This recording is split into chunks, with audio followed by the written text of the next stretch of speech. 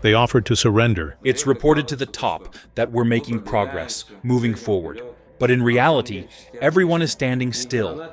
No grenades, nothing, no first aid kits. They told us to move forward, and what will happen to you, they don't care. There's no time to deal with prisoners. Take no prisoners. They gave the order to shoot.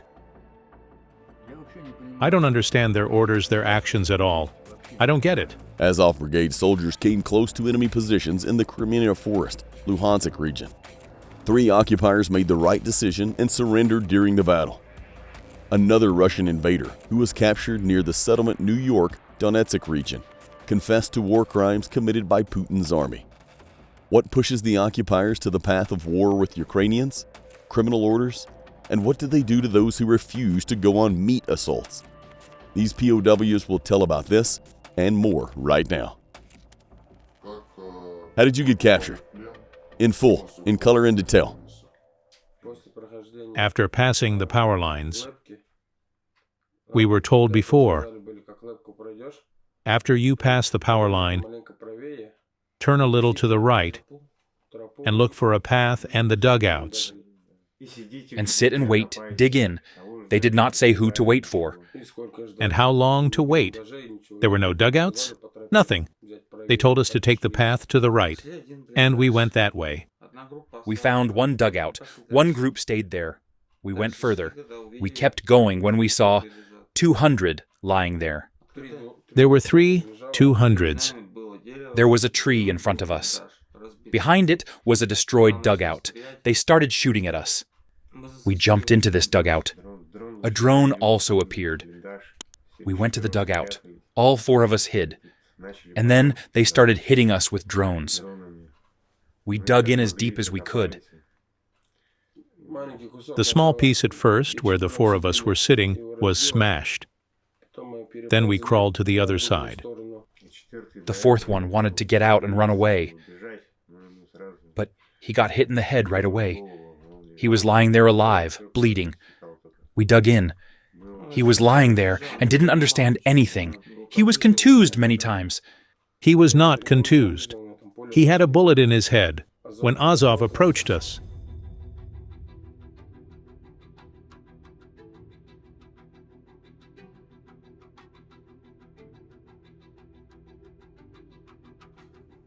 Threw grenades again.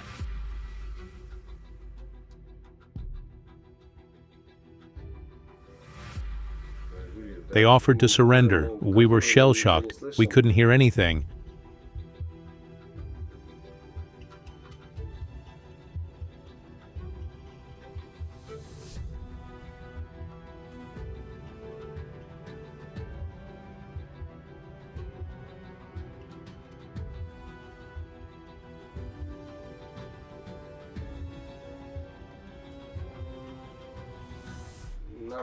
They gave us something to drink and smoke, to eat, to wash. What were you in jail for? For stealing. For all sentences, 5 years. They offered good contract terms. Why did you decide to go? The loans were overwhelming. They said, if you sign a contract for the military service, we will write it off.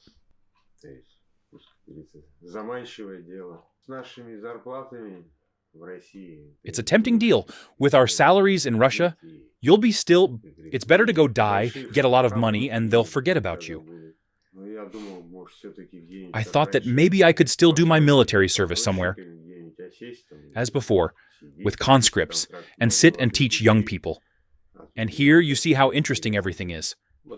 When there was mobilization, everyone my age was drafted.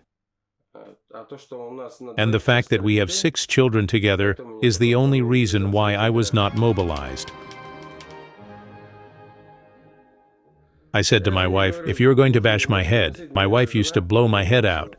I said, if you do that, I'll sign a contract and leave. She said, ha ha ha, you scared the old lady with your balls. I said, ah, yes. I went crazy and left, just threw in my military ID. Everything was based on emotions. I don't really remember anything before Samara. Only in Samara did I sober up. I wanted to quit. but no one was being dismissed. The contract there stated that I was on probation for 3 months. I tried, but nothing worked. Delyagin Vyacheslav Gennadievich, born in 1976. I was serving in the Storm Battalion, Which unit? 2nd Platoon. Okay, in the regiment, or I don't even know. you don't know? They don't tell us. I received a draft notice. I came back from work, and there was a draft notice from the military office. The next day, I went to the military office to find out what it was about. They told me that partial mobilization had begun, and I was being conscripted.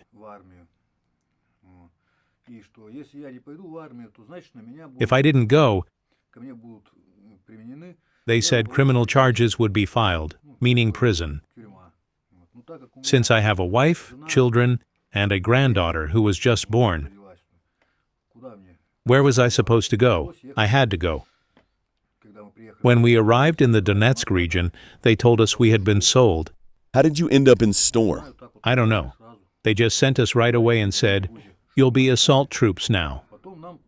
Then we received the order to storm the settlement of New York.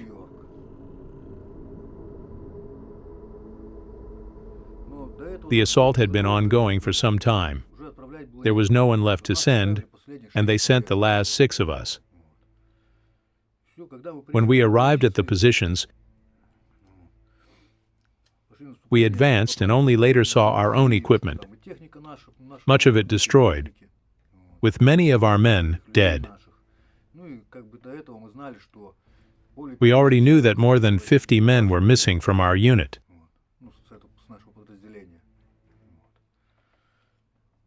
That was it. We started moving forward.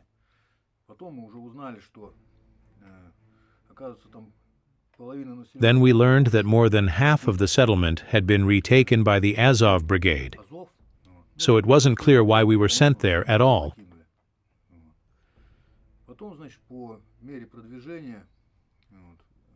As we advanced, we assaulted a firing position.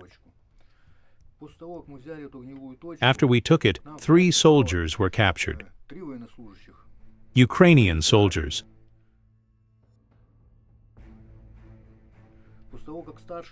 The senior officer contacted command, and they replied over the radio, "There's no time to deal with prisoners.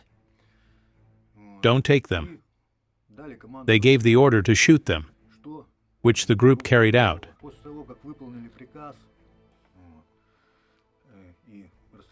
After we executed the order and shot the prisoners, we moved forward.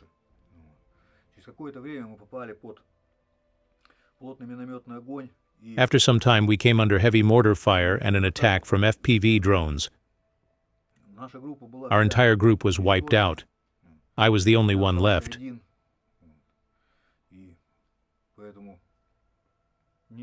I didn't see any other way to survive but to surrender. So, I surrendered.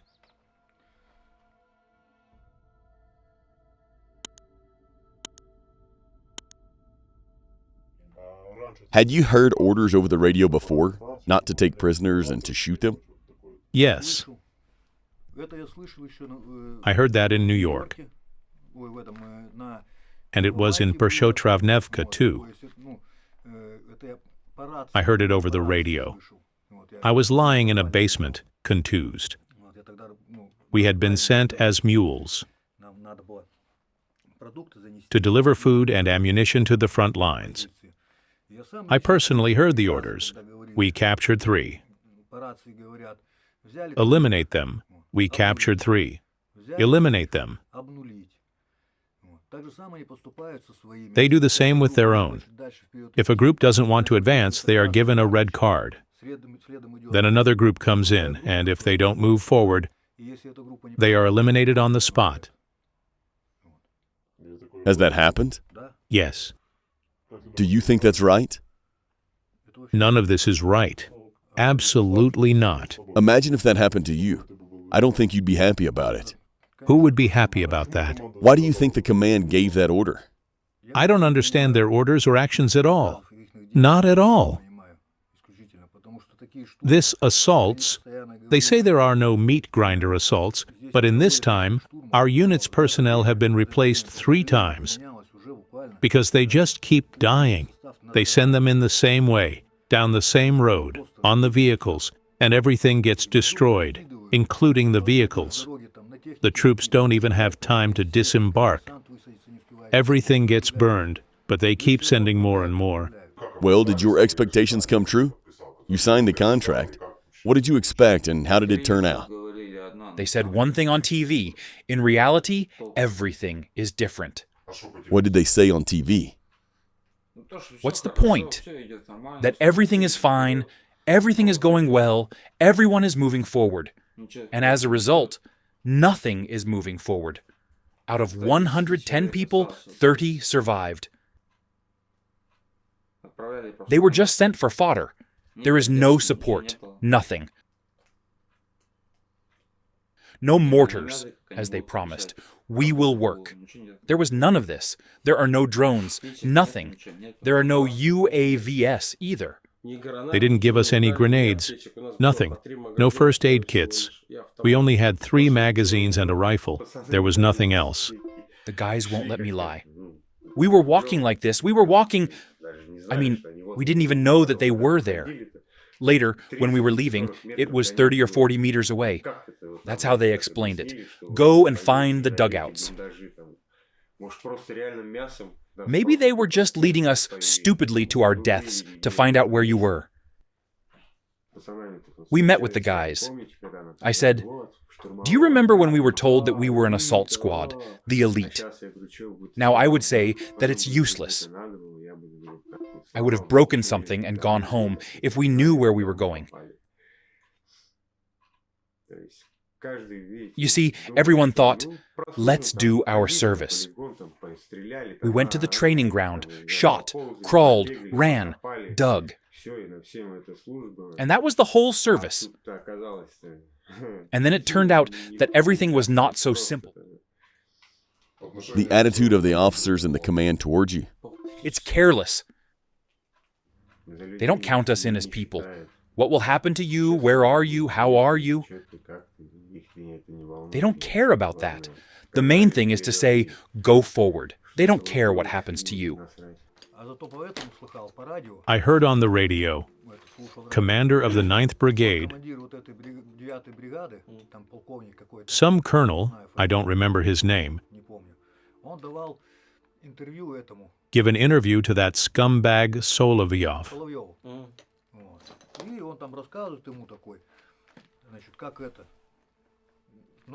He bragged about how he came up with this new tactic to take New York in small groups through a ravine. But why didn't he mention that the whole ravine was littered with bodies? Which ravine? Along the railroad tracks, right here. It was all littered with our corpses. Off camera, you mentioned something about your eye. Someone might say we beat you. No, that was the company commander. Right before you left? Yes. Did you refuse to go, or why? I refused so many times. Could I go if I was wounded and needed surgery? Please rate the training you received on a scale of 1 to 10. On a scale of 10, I'd give it a 3. What did you learn about medicine? Only how to apply a tourniquet. That's all? Yes, they didn't explain anything else. What was the general mood in your unit? Well, it depends where. Basically, everyone has been drinking, fighting.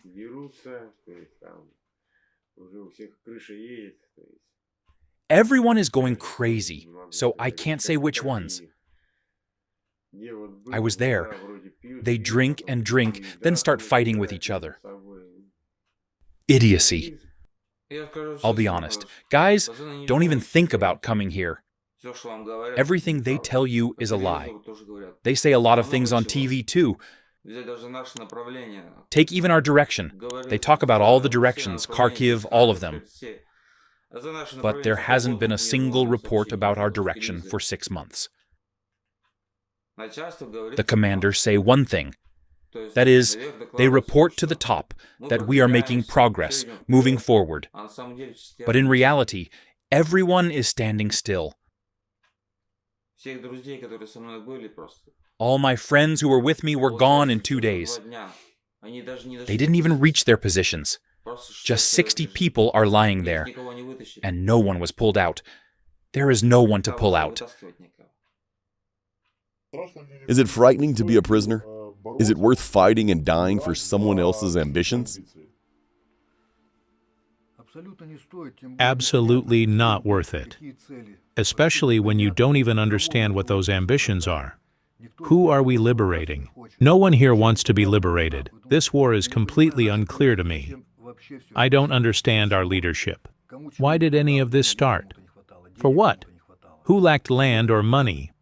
What was missing? And for the guys, of course it's scary to surrender, but it's easier to surrender and stay alive than to lie there and rot, because no one will carry you out. The things they say about evacuating the wounded, I saw it firsthand. I know for sure that one guy with a broken leg waited for a week to be evacuated. He died because sepsis set in. He just died from blood poisoning. Another guy from our platoon shot off his leg and had to cut through the flesh himself to tie it off and avoid sepsis. No one brings you medicine. No one will rescue you.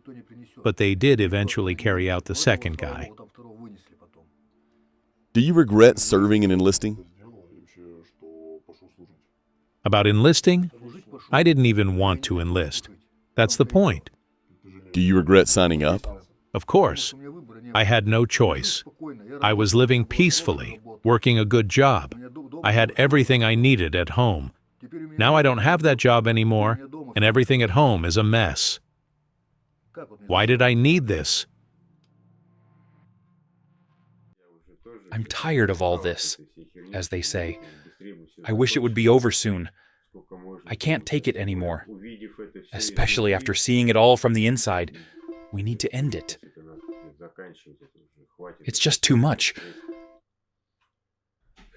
I want to go home, to my children, to my wife,